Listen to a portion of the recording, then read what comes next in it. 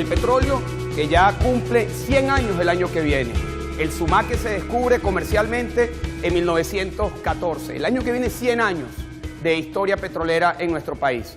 Pero nos ha perseguido a lo largo de estos 100 años, con altos y bajos, una visión negativa sobre el petróleo, el excremento del diablo, una maldición, el petróleo como el factor de la corrupción de nuestra sociedad, el petróleo como el inhibidor de la construcción de la Venezuela real, de la bonita, de la agrícola, de la manufactura, de la Venezuela que quisiéramos tener los venezolanos, pero que el petróleo no nos los ha permitido. 100 años de una visión a espaldas de quien nos ha dado la potencialidad de desarrollarnos, de convertirnos con lo bueno y lo malo en lo que hoy somos. Veamos esos 100 años, cómo fueron transcurriendo a lo largo de la relación del petróleo con los venezolanos.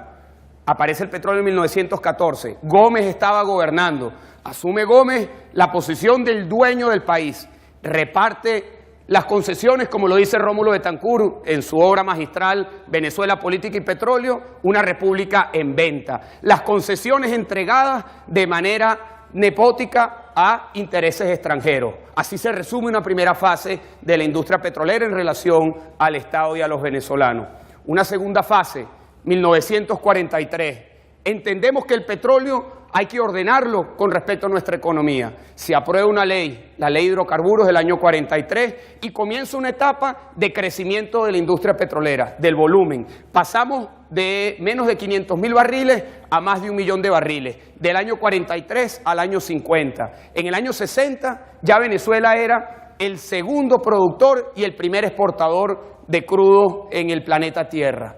Pero sigue siendo el petróleo, sigue siendo un factor ajeno, distante, extranjero a los venezolanos.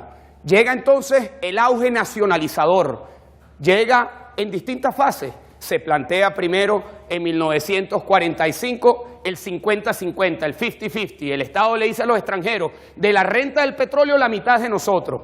Se asume eso como una conquista soberana, importante desde el punto de vista fiscal, pero sigue siendo el Estado, los venezolanos, enfrentados a el petróleo y a quienes lo desarrollaban. Luego viene el auge que se materializa en el año 75 con la nacionalización. Evento sin precedentes, fundamental. Pasan los venezolanos luego de haber ido creciendo de abajo hacia arriba con el poder de los sindicatos, la primera huelga que se da en Venezuela en 1936, una huelga petrolera, la primera vez que se organizan los trabajadores alrededor del petróleo, va creciendo el poder de los venezolanos en la industria petrolera desde los sindicatos. Luego participan de una u otra manera en la gerencia media, pero todavía no en la conducción de la industria petrolera. En el año 75 se nacionaliza y los venezolanos pasan a ser los conductores de la industria petrolera. 1975, la Gran Venezuela. Se llama la nacionalización, pero realmente lo que ocurrió fue la estatización de la industria petrolera. El Estado como dueño y administrador del recurso petrolero y de la actividad petrolera. Del 75 podríamos decir que luego vamos en una etapa con altos y bajos, pero siempre marcada por la volatilidad del precio. La volatilidad de un elemento que es ajeno a los venezolanos, ajeno a la manera como administramos la industria, ajeno porque se determina por las guerras, por los conflictos fuera de nuestro país, muy lejos de nuestro país, que determinan que el precio, con respecto a la restricción de la demanda, entra en esa etapa de volatilidad. Y aquí vemos una fórmula sencilla de cómo podemos entender la volatilidad y la relación de las políticas públicas. Ingreso fiscal petrolero, una fórmula muy sencilla, es el precio por el volumen por la tasa. Alrededor de estas tres variables ha habido una gran discusión. Estas tres variables definen lo que es la política petrolera.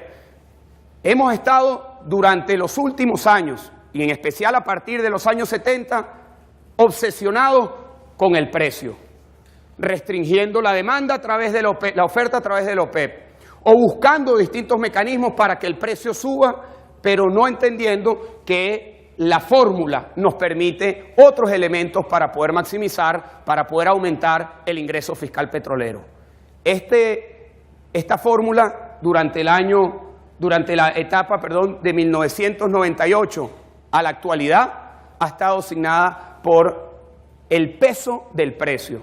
Si nosotros resumimos lo que ha ocurrido con respecto a la política petrolera durante los últimos 15 años, podríamos decir que es Gómez y los años 70 con CAP 1 vinculados en una misma política. La entrega irresponsable de concesiones con el manejo irresponsable de la renta petrolera. Endeudamiento, renta y sin un control estratégico de la industria.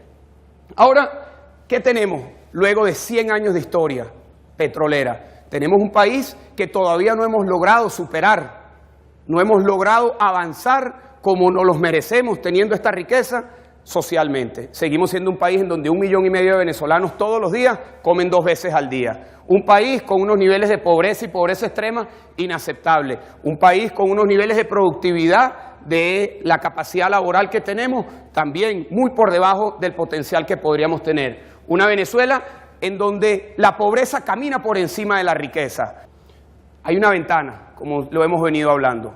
Tenemos en este momento una ventana de oportunidad, una ventana que nos permite a nosotros poder proyectarnos hacia el futuro asumiendo el petróleo como esa principal herramienta para poder apalancar la paz, el bienestar y el progreso. Venezuela cuenta con las reservas más grandes del planeta. 20% de la base de reservas probadas están en territorio venezolano. Ahora bien, no solamente la ventana de oportunidad está desde el punto de vista de la reserva. El mercado nos plantea que de aquí al año 2035, 2040, hay una brecha que se abre para poder, se tienen que producir 40 millones de barriles diarios adicionales a los que se está produciendo. ¿Esta brecha por qué se abre? Esta brecha se abre, y esto es importante entenderlo, no por una restricción de la oferta, sino se abre por un aumento en la demanda. El mundo está consumiendo más energía y va a consumir más energía. Y de esa energía nos dice la Agencia Internacional de Energía que publica hace 3 semanas, el 80% de la energía que se consumirá en el año 2035 será energía fósil, será hidrocarburo. Por lo tanto, allí tenemos una gran oportunidad de lo que significa producir más. Ahora, ¿estamos solos en esta oportunidad? No estamos solos. Los colombianos están produciendo, los brasileños están produciendo costa afuera, en Argentina están produciendo, en Antártica, en todo el planeta hoy se están desarrollando proyectos para poder precisamente llenar esa brecha de oportunidad, que son 40 millones de barriles adicionales que va a requerir el planeta en las próximas décadas. Allí está nuestra oportunidad desde el punto de vista del mercado. Ahora, esa ventana también tiene la oportunidad política. Venezuela, nuestro país hoy está ansioso de un cambio. Y ese cambio no se puede estancar en decir vamos a sustituir al gobierno. No se puede estancar en decir vamos a cambiar el gobierno por otro gobierno. Tenemos la responsabilidad de dibujar una orientación, un horizonte claro para los venezolanos. Entonces, ¿qué hacer? ¿Hacia dónde llevar la propuesta petrolera? Nosotros no tenemos duda que de esta sencilla fórmula del ingreso fiscal petrolero, el precio por el volumen, por la tasa fiscal, el desafío está en el volumen. ¿Hacia dónde tenemos que proyectar a Venezuela? Bueno, somos el país con los mayores niveles de reserva del planeta. Tenemos una geología bastante amigable para el desarrollo de nuestra industria. No tenemos duda que tenemos que ubicar nuestra mirada en convertirnos en el primer productor y exportador de hidrocarburos del planeta. Alguien dirá, esto es una posición ambiciosa. Ya lo fuimos en los años 60, en los años 70. Ya fuimos el segundo productor y el primer exportador. Lo podemos volver a hacer. Hoy, lamentablemente, estamos viviendo uno de los momentos más oscuros de la industria petrolera venezolana, sin duda alguna por la corrupción. Y podemos decir que es culpa de las instituciones, del sistema de justicia, ciertamente que lo es, pero también hay una gran responsabilidad porque no sabemos de petróleo, porque no hay el debate claro de cómo se entregan las concesiones, de cuál es la visión estratégica, de quiénes son nuestros socios, de cuáles son las relaciones, cuál es la relación con el medio ambiente. La invitación es a que nosotros asumamos el petróleo como una bendición, como una gran oportunidad, que dejemos atrás el petróleo como el excremento del diablo, como la maldición, como algo negativo que nos ha pasado a los venezolanos, y que podamos utilizar el petróleo para ponernos a soñar, a visualizar cómo es esa Venezuela que está por venir. Diversificar la economía, sin duda alguna, pero a partir del petróleo. No es la economía, no es el petróleo en un lado de la acera y las otras actividades en el otro lado de la acera. Tenemos la gran oportunidad en este momento, por distintas razones, de hacer del petróleo una palanca para la paz, el bienestar y el progreso de todos los venezolanos.